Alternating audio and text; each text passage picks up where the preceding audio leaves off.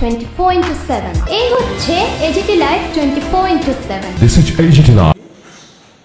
রবীন্দ্রনাথ ঠাকুরের আজ 164তম জন্মদিবস।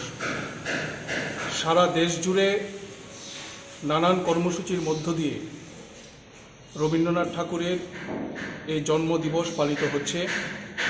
আমরাও আজকে 4টি বামপন্থী ছাত্র যুব সংগঠন এসএফআই, ডিওয়াইএফআই, টিওয়াইএফ এবং টিএসইউ এই সংগঠনগুলো যৌথভাবে রবীন্দ্রনাথ ঠাকুরের স্মৃতির প্রতি শ্রদ্ধা জানিয়ে এখানে সংক্ষিপ্ত শ্রদ্ধাঞ্জলি জ্ঞাপন কর্মসূচি আমরা সম্পন্ন করেছি। রবীন্দ্রনাথ ঠাকুর সম্পর্কে অল্প কথায় কিছু বলা এটা অত্যন্ত দুরূহ কাজ। আমরা সবাই জানি যে রবীন্দ্রনাথ শুধুমাত্র একজন ব্যক্তি নয়, রবীন্দ্রনাথ ঠাকুর হচ্ছে গোটা জাতির বেঁচে থাকার আধারের অন্যতম একটা মাধ্যম। রবীন্দ্রনাথ তার লেখা, কবিতা, গান, নাটক, প্রবন্ধ ইত্যাদির মধ্য দিয়ে সমাজের নানান দিক মানুষের সামনে তুলে ধরেছেন।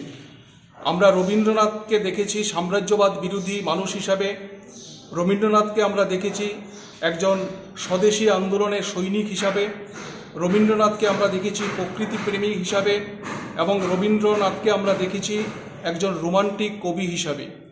ফলে আজকে আমরা মনে করি ছাত্র যুব সংগঠনগুলো সমগ্র দেশ জুড়ে যে গভীর কালো অন্ধকার আমাদেরকে গ্রাস করতে চাইছে, এই সময়ে আমাদের সামনে লড়াইয়ের অন্যতম হাতিয়ার হতে পারে রবীন্দ্রনাথ। কারণ রবীন্দ্রনাথের লেখার মধ্য দিয়েই সাম্প্রদায়িকতার এই বিষ বাষ্পের বিরুদ্ধে বারে বারে তিনি আঘাত করবার চেষ্টা করেছেন।